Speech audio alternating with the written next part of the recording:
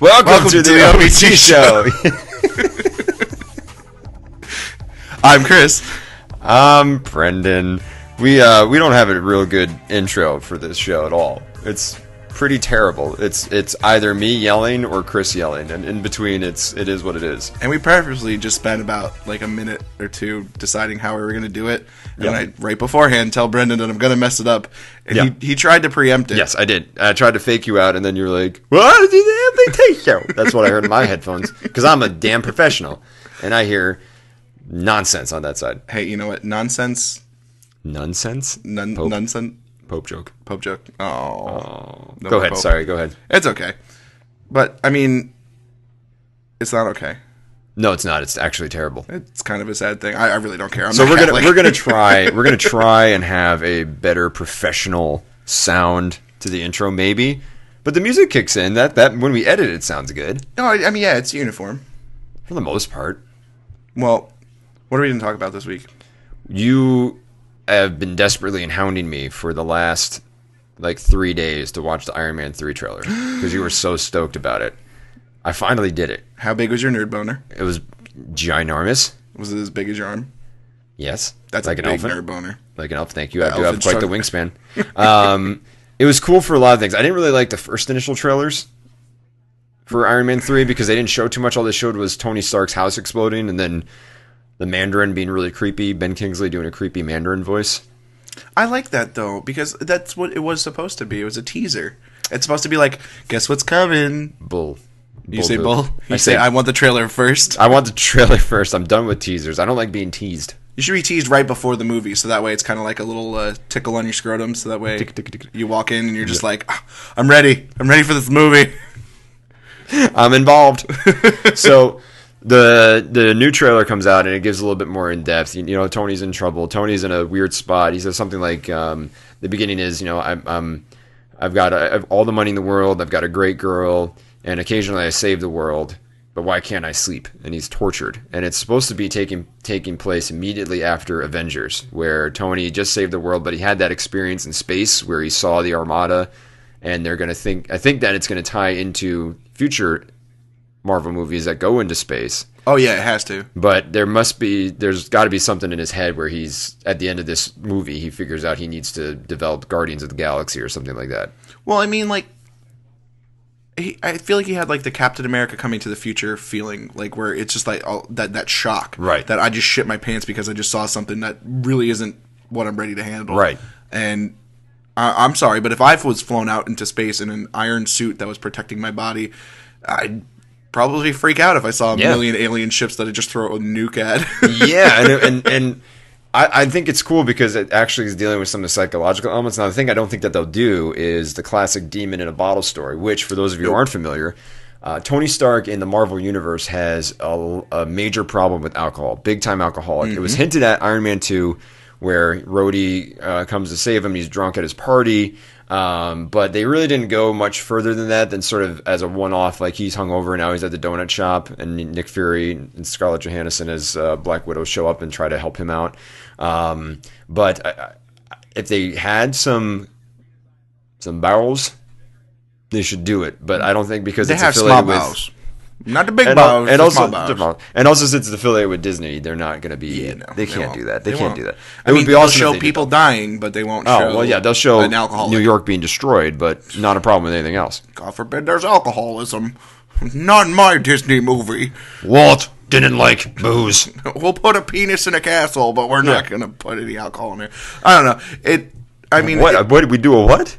What did you say? Have you not seen the cover of the Little Mermaid box? No. It's got a penis in the castle. It does? Seriously. The original box art for the Little Mermaid has a golden penis. It does? Yeah. What? It's okay. You're ruining my childhood now. You've seen the Sex in the Sand, right? Yes, I saw that. Lion King, right? Yeah, and I think in Aladdin they do something like that too, where in the beginning of the movie, does it say? What's the one that says all good boys and girls take their pants off? There's one movie that says that. Which one that one is? There's a lot of hidden verify shit in cartoons, that. man. So it's not just me saying all good boys and girls take their pants off. Cartoonists are crazy people. I remember that. I know that there's the thing where the marriage between it's either Aladdin and Jasmine or the mermaid and her dude. Where I think, yeah. Maybe it's the mermaid and her boner? dude. Yeah, the boner, where the priest boner. The priest has a boner right when he sees Ariel. It's so stupid. But like that's what's disturbing about all this is because you're right. It is kids' movies, but I didn't know that was on the box art. Iron Man 3. Tony Stark has a Iron Man boner. It's Disney, so it's got to happen. Now I'm going to be investigating all the Iron Man 3 posters for hidden boners. I wouldn't be surprised. I honestly wouldn't be surprised. I feel like Marvel might be able to weed that one out, but I'll be going over all of them with a fine-tooth comb, trying to find those hidden boners. The best part of that trailer was the last, 25 seconds of it, and where they show it's Tony and Rhodey, and they're talking about how they need to have extra backup because the two of them together aren't going to be able to solve the problems of this movie. Right. And then you get to see all of the different Iron Man suits just come to life. Yes, and it's awesome. Oh, and the one you love the most is the Hulkbuster. Oh, the Hulkbuster, man. That is so cool. I never in my mind did I think when they made the first Iron Man movie that they get so far into the series that they would do Hulkbuster or Iron Man.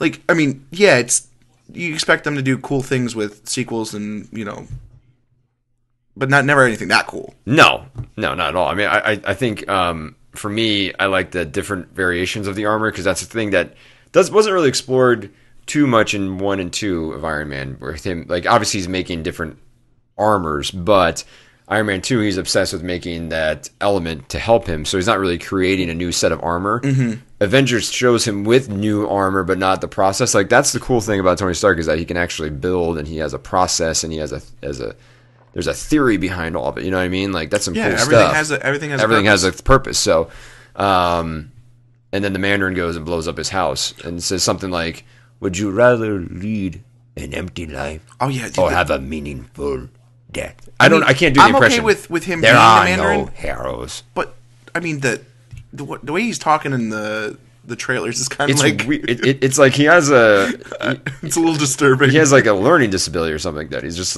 not off. very Mandarin. I can tell you that. No, he's like, there are no heroes. Does he say something like that? Here's a test for you, Mr. Stark. I just want to see him just clink all his rings together, just clink, clink, clink, clink. But I think that they're now in the comic books. Here's the big difference, and here's where comic nerd in me gets angry sometimes because dun, dun, dun. I know this is where nerd rage. I like things to be, even though it's probably not practical, as close to the comic book as possible. So in the comic book, the Mandarin has power rings where each ring is representative of power. It's almost very similar in an odd way to Captain Planet. Obviously, Mandarin was created before Captain Planet, but the concept is the same. There's fire, ice, wind, there's laser, there's all types of crap that he can do with his rings. I don't know if they're doing that. They're kind of building him up to be a terrorist more than this mystical person so far in the trailer. Maybe we'll be surprised, and I have a feeling because of the fact of Thor having the mysticism and the magic that also was a direct line to Captain America and the Tesseract. So they made that connection, which I thought was cool in modern times of actual Norse gods and having that world exist. So maybe there's some other connection to Thor 2 or something where there's another mythical weapon, or Captain America 2 where there's another offshoot of the Tesseract that they brought in Avengers. I feel like I heard something about them doing a Doctor Strange movie. Yes. And if they're doing that, then they have to add the mysticism and... I would watch a Doctor Strange movie. I would too. I think it's once again, it's how are they going to fit it in with the way they're crafting the storylines. I know. It's gonna be tough. I mean, you gotta have faith that they pulled off phase 1, but they're already phase 3. I don't know. Phase 3 is so much deeper down the rabbit hole. It's like Ant-Man. It's not really sexy. I thought he was phase 2. He's phase 3. I think Ant-Man's phase 3. Phase 2 is the sequels to Captain America, Thor, Iron Man 3, Avengers 2. Those are the 4, Ant-Man, man. And Guardians of the Galaxy. And I think Ant-Man, Doctor Strange, Avengers 3, and then any trilogy to Captain America and Thor in that series 3. It's slightly disappointing. And the S.H.I.E.L.D. TV series. You'll also most likely fit in somewhere. That's... I don't know what timeline they're running on because isn't Clark? What's his face from? Agent Clark. No.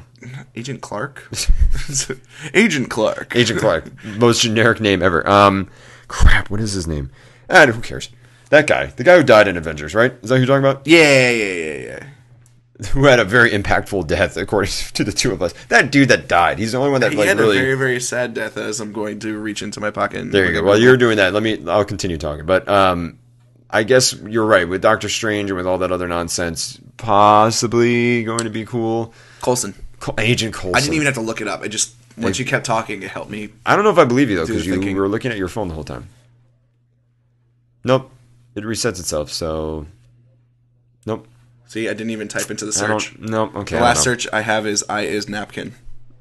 I is napkin? Yeah, I was looking up. That? It was a kitty picture, like kittens.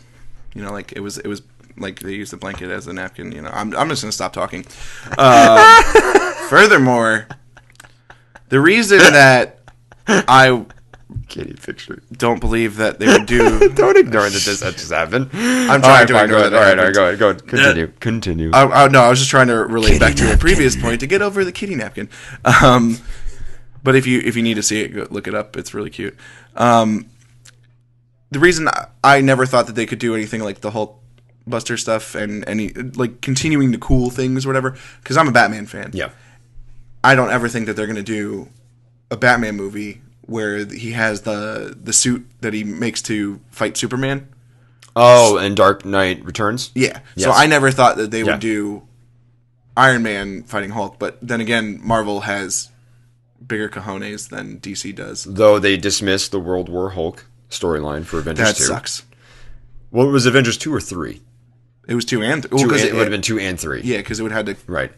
Those who are not familiar with its story, World War Hulk was a event that ran in Marvel about 4 or 5 years ago, right after... We explained this. Did we really? Yeah, we listen to a previous podcast. You should be following. You should be listening. The two people that listen on a regular basis. Yeah. Yeah, that's right. We got fans. So that storyline would have been cool, and it would have brought Mark Ruffalo. But Mark Ruffalo tweeted today too that there's no plans for a solo Hulk movie. How do you feel about that? I'm totally fine with that because I think they're you know they realized that they screwed up both times with Eric Bana and I mean Ed Norton wasn't bad, but it's just I think it's hard how they've handled it. Right. I think it's hard to get behind the character of the Hulk because he's almost Superman has the luxury of still being human when he has his super strength. Hulk is tough to kind of relate to because he just goes Hulk smash, and you can only do that for so long. Yeah. And then when you try to humanize him, it's a little awkward. That's true. No, you're right. Yeah, I agree. No, it doesn't translate well. No. I mean, in the comics, like when he talks, it's kind of weird still to me. I guess I don't know. I've never been like a big. I want to hear what the Hulk has to say. I just want to see what the Hulk does. The trail that he leaves behind. Hulk, not like federal budget. Yeah, it's not you can make a political thriller. Political sequester, and he just blows up the Senate or something like that. You can't do that. Well, you could, but it'd be terrible. Yeah, no, it would be terrible. Put the Hulk in a business suit. Hulk need extra senator to co-sign bill. Filibuster Hulk. Stand here 75 hours. Filibuster Hulk versus Hulkbuster Tony Stark. Oh, God. That'd be awesome. This is where our deranged minds are. We're not even drinking right now. I know. That's the terrible part. This water hits hard, man. This New Paltz water. It's got something in it. So that's Iron Man 3. But the other big news that came out movie-wise, JLA. Do you know where I'm going with this? Yeah. JLA. That's why I was trying to bring up the Batman with the Superman. Look at you. Look at Chris is a producer. So the JLA movie is still in development. Honestly, it depends on the success of Superman. So if you want to see JLA, go see Man of Steel. Yes. When it comes out this summer, or else you're never going to see JLA. Won't happen. But the rumor now is that even though Christopher Nolan is producing, confirmed for Man of Steel, he was rumored and almost confirmed for a JLA production credit. Now it appears that he may even be directing. Has to direct. He might be approached to direct and have Christian Bale reprise his role as Batman, which would be so cool. It was a Latino review. Yes, they usually make really good. Yeah, they have a good track record. Solid breaks. Yeah. What are your thoughts on that? Totally okay with it. Yeah? Yeah, I mean, like, one of the things that they discussed in the video on Latino Review was saying Christian Bale, he's, you know, got a beard and he's chilling on vacation, basically. Like, he's on his life vacation because he's retired as Batman. And, spoiler alert, in case anyone's not seen... spoil it. How have you not seen The Dark Knight Rises by now? But it's beyond me, but... And then you have Henry, was it Cavill? Yeah, Henry Cavill, yeah. Yeah, he shows up and pulls him saying, like, I need you to help me lead this group. But what do you do with the other guy? What's Officer, who do you play? Well, Joseph Gordon-Levitt play? You can have him die? Be a Nightwing. You can have, I mean, and this is not necessarily just Gotham specific, because this is Justice League, so it can go... Could be... You know, I would say Nightwing would be cool. That way you can leave Nightwing to Gotham, let Batman deal with the serious level threat. I mean, he might take the mantle, but not necessarily be Batman. Like, you know, they never really explained fully what they wanted with that leave off. It was just that it was left off in the right hands. Right. And what would be cool is if Grant Morrison wrote an excellent story, Rock of Ages, for Batman, for the JLA, when he did his run back in 97 to 99, I believe his run was. Do you know what I'm talking about? I think so. Where you're going to say it anyways. I'm going to say it anyway. Because no one else knows. We haven't talked about this. I know that. I listened to the show. Of course I knew we talked about World War Hulk. He doesn't listen to the show. I don't. So I think that was the story where Batman has contingency plans against every single member of the Justice League. Yeah. And somehow the Injustice League, which they could do this, would blow my mind more than the Avengers. It's Lex Luthor, Joker, and it's whoever the equivalent is. I think it was like Mr. Boomerang for the Flash, which Flash has such a terrible rogues gallery. They're just so shitty. It's like Freeze Ray, a Boomerang, and Mirror Master. Those are his big nemesis. And Reverse Flash, because they didn't know what else to do. That's my opinion. Reverse Flash. A guy that's sort of like the Flash, but mean. So, and then Green Lantern has somebody, I don't know who the hell. Sinestro. Oh, I don't think it was Sinestro in this version. It was some other evil character. But I mean, that's the one that pops. That's the one that pops in. Yeah. And then, you know, Martian Manhunter had another Martian, like a white Martian. Those are the evil Martians. Yeah. Wonder Woman had Cheetah, I think, was her nemesis. And then Superman had Lex Luthor, and I think also Brainiac. They brought him in as sort of like a muscle, but it was a cool story where each of them knew how to take the other one down, and then it was revealed that Bruce came up with all these contingency plans on how to. Now, didn't they do that story a couple different ways? Was it like Tower of Babel or something? That's the one. Tower of Babel, Rock of Ages is also, both are involved in Justice League. Yeah, I mean, it's just like he because he's Batman. Batman is the world's greatest detective, right? So he's got contingency plans on. Right. And they on how to beat everybody, right? And it's kind of cool because at the end, like Bruce gets kryptonite to fight Superman, and in the end, Superman's like, "I get it, and you're the only one I trust with it." So and it also is brought up again in the Hush storyline, like years later, and like a couple years later, 2002, 2003, where he goes to visit Metropolis, but he's like, "I never forget whenever I leave Gotham for Metropolis, I always bring this with me." And it's a kryptonite ring, so you can mess with Superman if you had to. And again, Superman ends up in that storyline getting brainwashed by Poison Ivy. So it works, and he has to fight him, which is really cool. Yeah. Cool. So that would be my goal. I don't know if they could do that, because that's a lot to sort of throw at people if you don't have the establishing movies like Marvel did. Well, I feel like if they do well, they make the money that they want to make with Man of Steel, then they at least do a starter Justice League movie. Right. Maybe it's not like it's like the Justice League is founded at the end of the movie kind of a thing, where it's like a lot of it's the trials and tribulations of getting all of these people together. But but once again, that's the Avengers in DC form. I know. But how else are they going to do it? They have no setup for Flash. Green Lantern sucked. Somewhere Ryan Reynolds crying because no one's talking about him. Who else? Green Arrow. They have the TV show. They wouldn't pull that.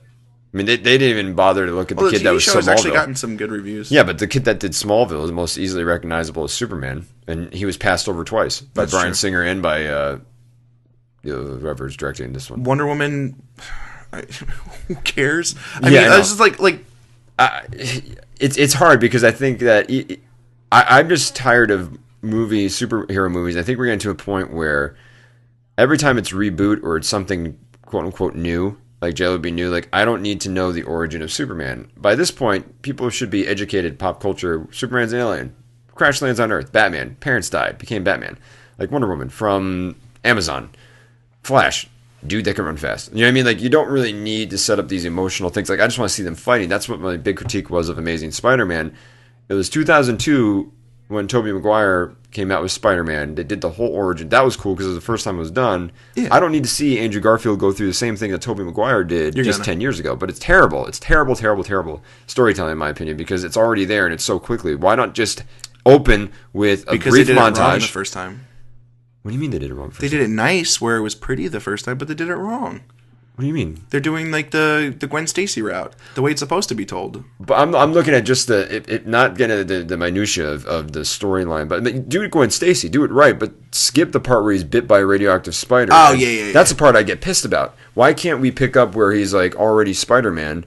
And he's just web slinging around the city. Same thing with the JLA. Why people know who Superman is? They know Batman. They know Flash, Green Lantern. At the very least, even if they saw the crappy Ryan Reynolds film, they know I have an understanding. Why can't we just go into a movie where major alert, like earthquakes all over, Lex Luthor, I want to kill the Justice League, and Batman goes, I gotta go, and like you see all of them leaving their cities, and then they just start fighting, and then not gonna happen. Why? It's not gonna happen. Why? Because answer me. We're talking about the slow moving bones of DC, which literally is the slowest moving machine right now. It is. They're playing super hardcore catch up. By even there being rumors about there being a Justice League movie that are credible is a surprise to me. Like they've been talking about wanting to do a real Justice League movie for how long? But to be fair, for how long? For a long time. But for how long? For years. At decades. least like 15, 20 years. They've been talking about this movie, and it's been thrown around, and there might be a rumor of a script being written, and like right. But to be fair, let me back it up. That was my back it up noise. Fart. Marvel did poorly. Marvel jumped the gun on a ton of movies. Fantastic Four, you could point to and say terrible films, both of them back to back. Do you remember? Did you ever see the initial '90s Captain America?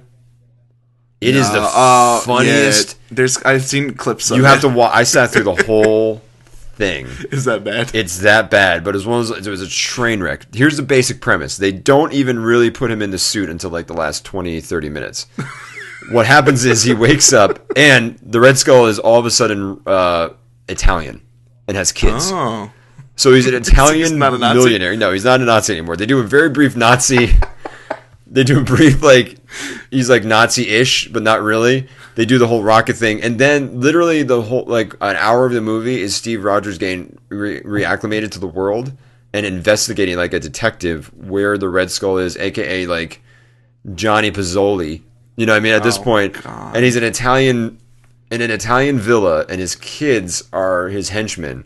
Oh, dear Lord in heaven. And they don't even, when they battle, I don't even think they go revert back to the Red Skull. Like, he's had plastic surgery. That's their explanation. So, like, he's not even the real Red Skull.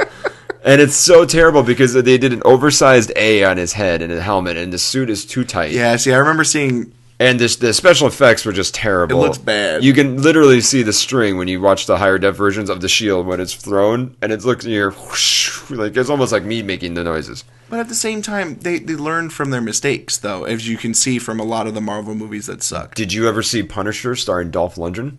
Yeah. That one is good with Louis Gossett Jr. That was, that one was funny because it wasn't bad. It's not terrible, but it's still not. And even the Punisher movies, I liked it when it was Thomas Jane as Punisher. I didn't like it. I liked that one.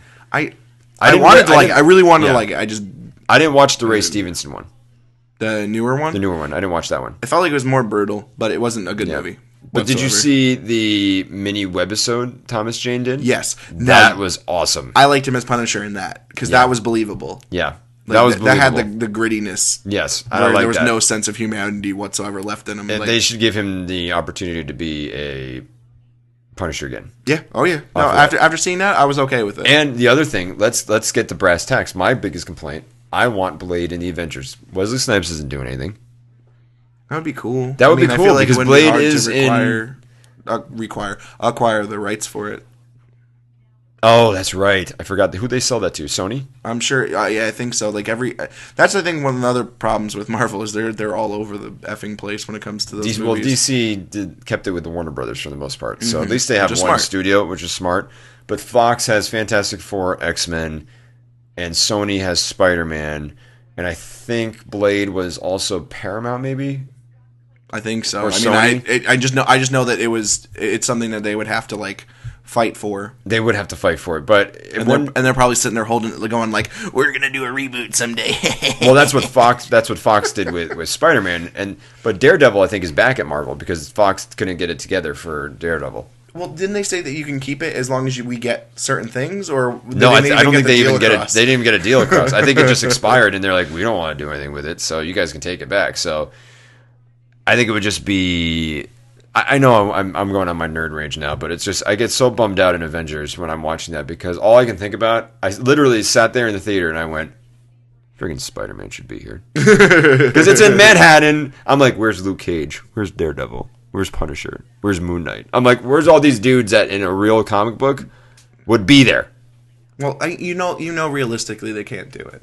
Yeah, I don't want to live in a realistic world, Chris. I have a dream, and my dream is to see Spider-Man and Captain America have a good time and drink a beer together. That's why Marvel is way ahead of DC in that game, because they don't have to worry about establishing themselves in reality, because their movies just do it themselves.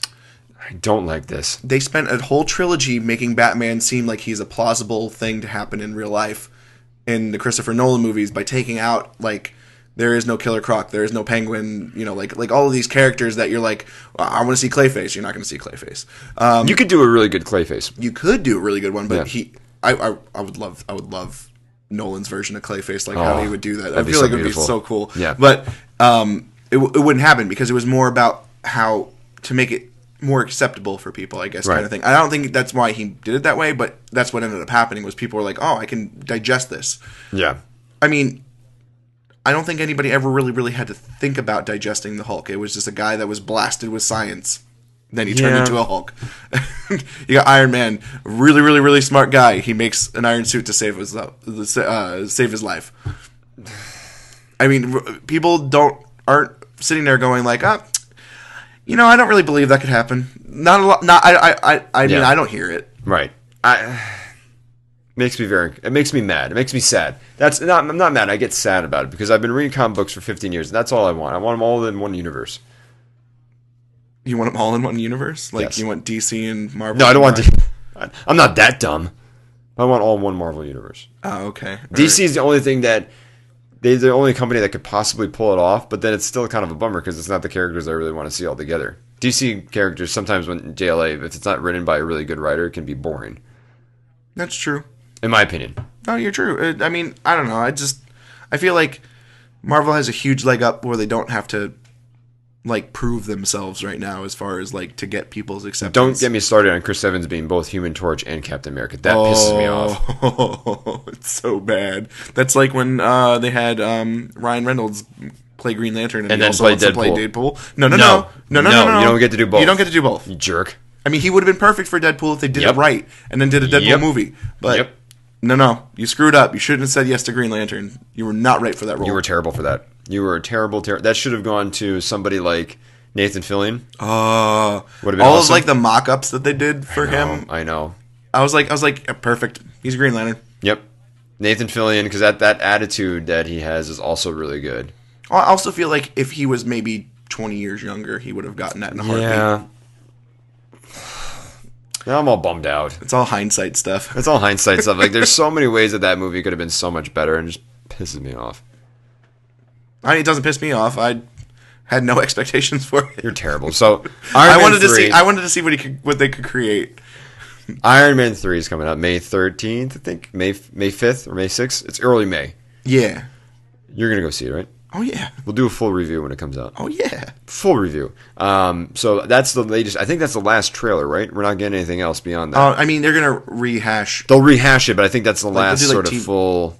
Well, I don't know. I mean, we got some time, so I don't know. They do make little tiny extra snippets in the TV releases sometimes, and they rework things together so it makes sense when people watch them.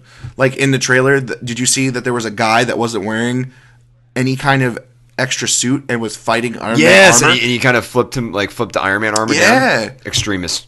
Yeah, extremist. And people out there are like, They're like, oh, yeah, what? extremists, yeah. Totally. Which We've already explained this. We did? Well, I want to explain it one more time. I don't care. I'll do the very short version. The extremist suit was an organic compound that's actually inside Tony, so his suit is a living embodiment and it's inside him, so he doesn't need the physical armor to armor up.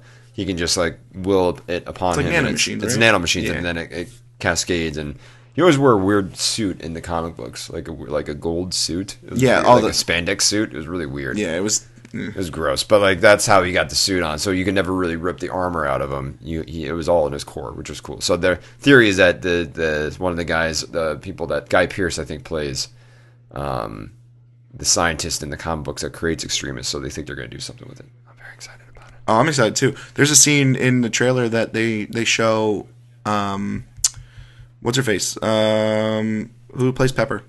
Gwyneth Paltrow, Gwyneth Paltrow. They show her in Iron Man suit in the trailer. rescue. That's. I mean, You know it's what I'm not, talking about? It's not. Well, yeah. I mean, it's not the rescue suit, but I mean, they show her. It's getting there. Yeah, they show her in the suit, and I almost missed it. I literally sat there with the trailer and I went Yeah. click, click, click, and I was watching. And there's a scene where he's well, I say he. Okay, you see the Iron Man suit and it's walking a person. So when you're watching the trailer and it goes Right. by so fast, I thought it was Tony Stark helping out Right. Pepper. It's Pepper. It's got to be her in the suit because it's a different girl that he's holding. Oh, okay.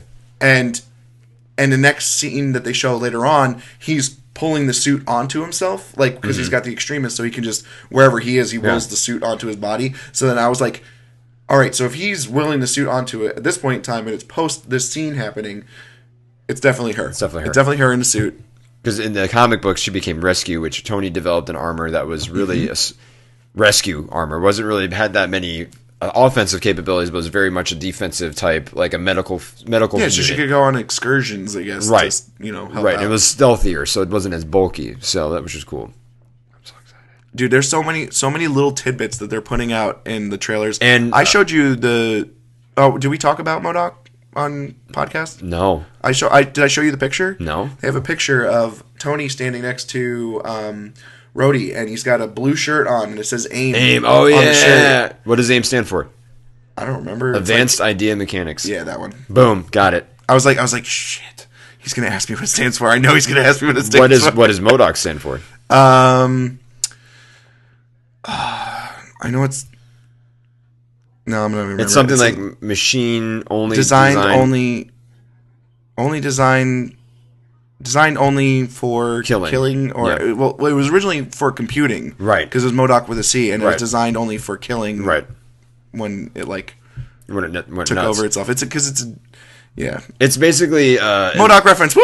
It looks. I'm not thrilled with MODOK. I know. MODOK is a Is it AIM scientist, modulation something. something like that. But basically, it's a giant head with very tiny legs and arms because AIM is a group of bad scientists that do terrible experiments. And one of them was to design MODOK, which was basically one of the founding members of AIM who injected himself with some crap and then became super intelligent but insane and has a laser on his forehead. Mm-hmm.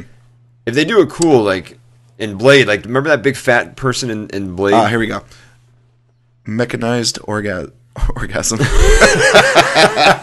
You're terrible. Mechanized orgasm designed only for killing. I can't read right now. It's so tiny. Okay. Mechanized organism designed only for killing. That's MODOK.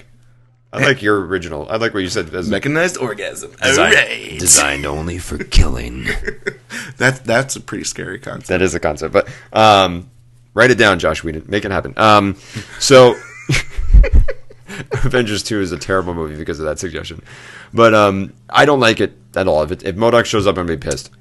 It makes sense because look at what the way they've gone with it. They've done a huge push with the Tesseract, Cosmic Cube, blah blah blah. It was big in Captain America and in Thor, and now and in Avengers. So now you've got perfect setup because MODOK helped them make a Cosmic Cube in the comics, right? No. I thought he helped design. Arnim Zola was involved with the cube. Yeah, but so is MODOK. Really? Yeah, I'm almost positive. No, Zola and Red Skull are always involved together with the Cosmic Cube in the comic books. For creating one though, because I thought that's what MODOK was helping with. He was helping create one. I don't know. I'm gonna have to do some more research to get back to it this next week. But I mean, okay, going off of what I think I know, Which is bullshit. It would fuck you. It would make sense for MODOK to be in Avengers 2 because of all of the, Tesseract, Cosmic Cube, right. I still can't believe they threw Tesseract at people. I know. And then it expected them to just be like, okay. Like, I know every single person that didn't read comics went home and Googled these terms so they could understand them. So they could go to work the next day and be like, yo, did you see the Cosmic Cube was in the movie? And I heard somebody talking about it. And I was like, tell me at least 10 things about the Cosmic Cube. Now. Go. And they're like, Iron Man. I was like, you don't know what you shit you're talking about. Tony Stark. But I saw Thor. Thor's a good movie, bro. That's all I heard. Like, what'd you think? What do you think about the mythology? He had a hammer. I was like, that's cool. Thanks, man. He had a wicked hammer. His hair was pretty sweet. The hammer's name was like Merlin. It was Merlin. Merlin the hammer. Merlin. Melancholy, Infinite Sadness. The name of the Smashing Pumpkins album. That's what Melancholy and Infinite Sadness. Chris, you're the only one that's going to laugh at that reference. I know, but it's okay. I appreciate it because I want to laugh while we're doing this. To me, Melancholy and Infinite Sadness, 1993 Pumpkins record. And then he sticks his hand out and it's just like... It's a sad Billy Corgan. The world is a vampire. He smacks Hulk in the face with it. Changes that scene completely. Hulk feeling emo. Hulk wanna go shop at Hot Topic. This conversation has gone places. Oh, I remember what I wanted to talk about with you. Yeah. Why are you shaking your fist at me? Because I'm doing that I remember thing where when you're in a conversation that other people apparently can't see. Assassin's Creed 4, Black Flag. 4. Oh my god. Talk about it. Pirates and the Caribbean. Whaling. Without Johnny Depp. But this game I really wasn't expecting because it kind of just snuck up on me. I mean, no one really had any rumors about it. No, I think the only people that were expecting it was Ubisoft and then the people that they were showing the little tidbits to. Yeah.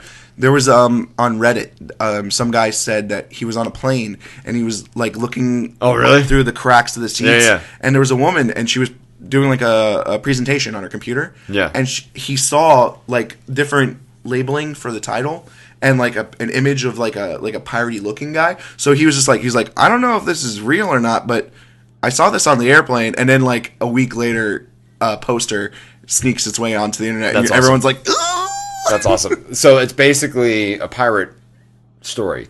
Yeah, it's Assassin's Creed. Yeah, Assassin's Creed, but you have like a big focus on sailing, and captaining ships and going to multiple locations via ship, which you could do in Assassin's Creed 3. But it was kind of lame. Yeah, it was like, let's go from port to port. Yeah, or it was like, on the same let's coast. Go specifically on the East Coast to this specific spot, and then we don't travel anymore once you blow up a ship. Like, I'm like, there's so many things to do. I want to go across the world. And this is, well, I mean, if they take any cues from, like, was it Wind Waker or whatever, the one from the Zelda game? Yeah. Where you could, like, boat around everywhere. Imagine you just boat. I would love to be able to go back and forth between America, then England, then Spain, then the Caribbeans, then I want open world boating. I want to as long as there's fast travel. I literally don't want to go the same speed to take. You know what I mean? Well, we go from like one island to another island, and then in between there's like a battle with another pirate ship. That'd be so cool. That'd be so cool, right? I mean, they're going to do it in a story way where you click to go to another location. It'll probably put it in the middle of it. Like, there was an epic battle. We'll show you it. You'll get to play it. You're just describing Oregon Trail now. Pretty much. Sometimes when I was bored in Oregon Trail, I'd be like, I'll go 99 days, see what happens. And then be like, day 12, you're dead. I'm like, oh. Altair's contracted syphilis. He died before the end of his journey. Ezio has every single STD possible, and he's dead. But, I mean, I feel like this is a cool approach. You have several, like, all of the assassins are very, very different personality-wise. Like, Altair was very, very noble. Like, he had this, like, sense of carrying being, it. Yeah. I agree with that. That was, like, almost military, I guess you could say. And then you had Ezio, who was flamboyant. You had Connor, who was angry. I mean, Connor was the sort of the most resistant of the three to the title.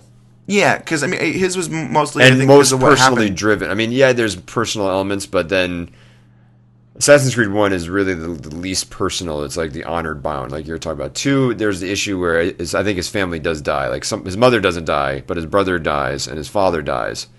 So there's some revenge in that. Yeah. But Connor is like full on revenge. It's a Batman story. Yeah, it's a Batman from story. When he's a kid. Right, from when he's a kid, which I hated that level, by the way. I hated that part of Assassin's Creed 3.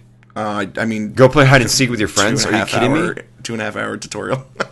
not even more than that. It felt like because it was a long tutorial. You go. I'm sorry. I know this is off topic, but I get. No, it's fine. I hated this is what we're talking about. Assassin's Creed 3. You start in a theater first of all, and you're like as the guy's dad, which you don't realize yet, and then you have to go climb around in a theater during an opera. I'm like, what is this? You can't kill anybody. Then you go on a ship. I'm like, finally, I'll just fast forward. Nope. You got to go hang out with the crew of the ship. Then you got to fight guys on the ship. And your journey literally takes forever. It's like they really wanted to drive home the historical context. Like, I get it. I feel like traveling from England to Boston sucked. I get it. Thank you for making me feel that. Then I finally get to Boston. I think, here we go. Let's have some fun. No tutorial. Let's just keep roaming wherever you want, but let's not give you any options to get new climbing points or do anything different. Let's have you go recruit people and make friends. What a bunch of bullshit that part was. Yeah, but how awesome was it when you found out that the guy was a Templar and he wasn't an assassin? Do that earlier on the ship. How awesome was it when you? How much of it was a twist? It was a when cool you got twist. All of that because you were like that whole time you thought you were playing an assassin. Tell me that I'm wrong. It was cool. I like that part, but I don't. Because he had the hidden blades, and but you're like, all right. I don't want to ever replay Assassin's Creed 3 because I don't want to do that tutorial I don't again. want to play the beginning again. There you go. That's the thing. That's a game that makes me bothersome. That's a bad game thing. That's a bad game. It was a cool story thing. If I could get fast forward through that gimmick, I'd play it again. Yeah, that's true. They should have added a skip mode on that. But it's like great. Okay, you find out that your father. That's where they should have ended. You find out he's really a Templar, but then you play as Baby Connor, and I thought it was gonna be like Baby Connor's home blows up, and now I'm an angry Connor, and I get to be an assassin. No, you're like, guess what? It goes 10 years, and I'm doing the math. I'm like, shit, he's 11. Be 25. Why do I have to play hide and seek with my friends? They have an image of him in the womb, and he's just like punching the womb. Why do I have to be with my heavy-set, terribly unathletic friend and save him in the water? That part was annoying too. It's to give you the feels, man. You got to have all the feels. No, there's 3 sections. There's a childhood, and then there's teenager. That's the part. Teenager where you hunt, and then your terribly unathletic, terrible friend gets lost in the river, and you have to save him. And then you leave. And then you go bother the nice African American man at his home, and then finally, I'm going to be an assassin. Nope. Got to do some more bullshit. I got to meet the people that are invading my town, and I got to help them out with their bullshit. Meanwhile, the Revolutionary War doesn't even really kick into play until the last third of the goddamn game. And up until then, I'm just an asshole running around roofs, assassinating people, trying to find my dad, and then... So are you heated about this? I get so pissed about this game because I love Assassin's Creed. 2 was awesome. Brotherhood, awesome. 1, I liked it, even though most people hated it. 3, holy shit, just let me be an assassin. Assassin's Creed 1?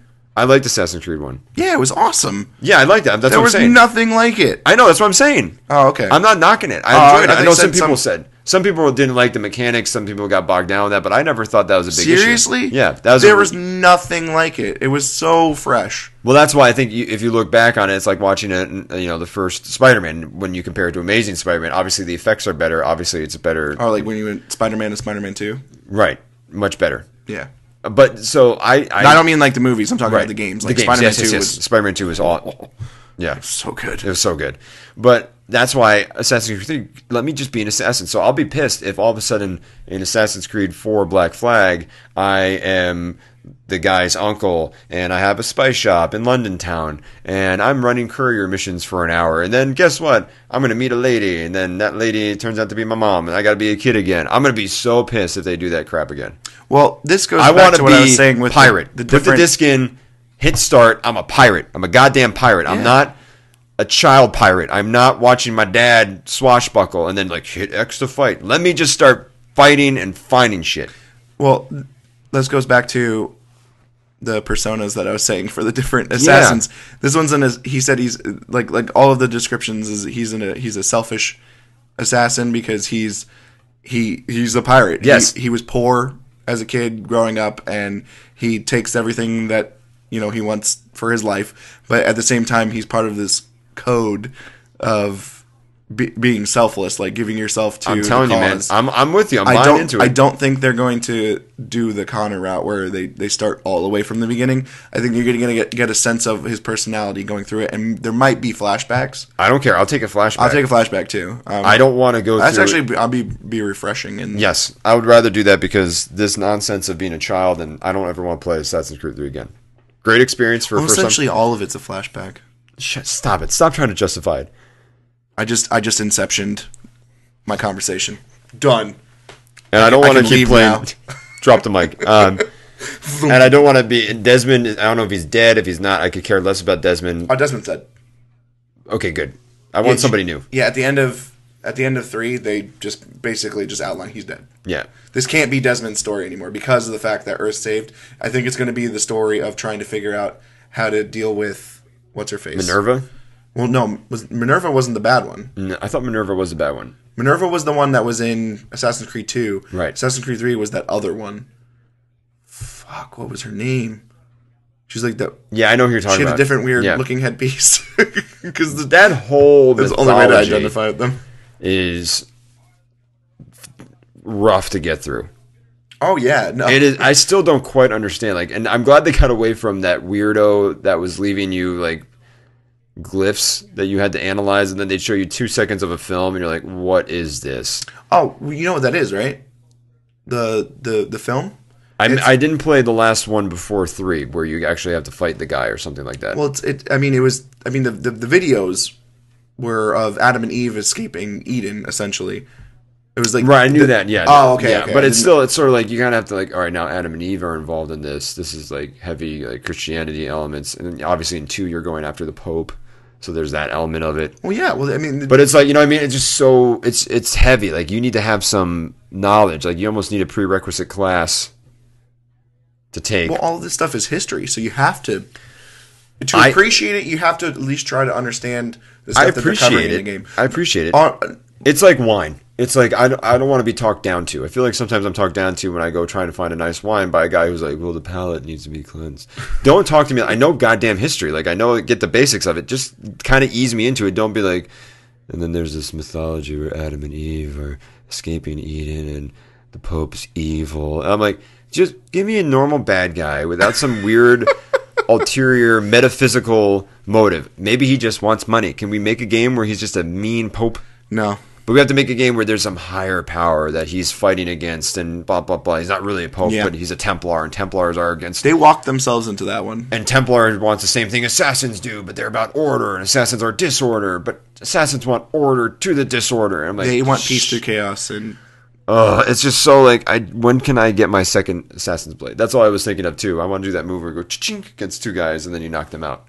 Yeah, that was cool. That's a cool... Sorry, I got really... Chris is like, you are really fired up at the end of this. Oh, no, it's okay. I understand why you're heated about it. You're heated about it like I'm heated about Metal Gear being a cool series, which it's not because I hate it.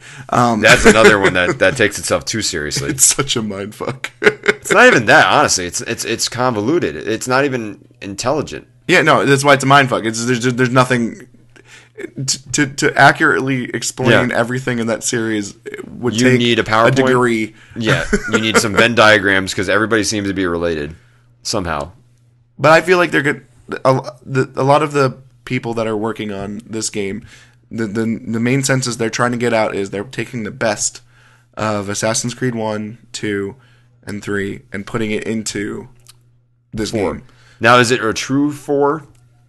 Yes, because it's a new timeline. Mm-hmm. It's a new assassin. Every single time you'll if you look at it, they only do a number jump when it's a new timeline. Yeah, they're gonna probably make like 10 of these things. And I mean, and then people were crying, well, there wasn't a sequel to Assassin's Creed 3. It's like they made Assassin's Creed 3 Libertine, the one for PSP. Oh yeah, they did that, and then they also have there's still DLC that's coming out. DLC. So Tyranny of George Washington. So I mean, they're covering their story bases, but I think they knew they wanted other stories to tell, and this is a perfect one. You got Pirates of the Caribbean told like honestly, not like fantastically, like the movies. Like I'm excited. And I was fucking stoked when I found out that you got the dual flintlock holsters on the chest with the two that are in the back. Mm-hmm. Like, that's so cool. That is so cool. I know PETA's upset because you can go whaling in this one. I don't even think that has anything to do with the game. No, I think it's like an ancillary thing. It has to do with history and... Virtual whales. Thanks, PETA. And that's when I do my little jack-off move and throw it at PETA because, I'm sorry, like, after a while, like, some of the shit, it's just, it gets old. Like, it does.